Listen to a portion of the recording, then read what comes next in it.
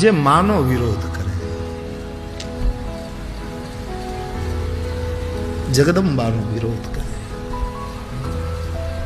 ઈષ્ટ ગમે તે તમારો હોય પણ જગદંબાની આલોચના ન કરશો.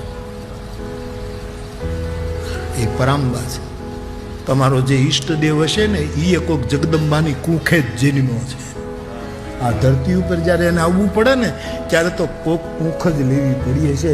રામ પરબ્રહ્મ માન્યું પણ જોવા માટે રામને નોતરું દેવા બનો કોઈ એક કૌશલ્યા અને સીતાને પછી સાધના કરશો જાનકી રામની.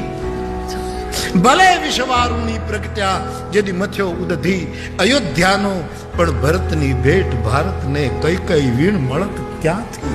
જોશે તો કોઈક કુખ.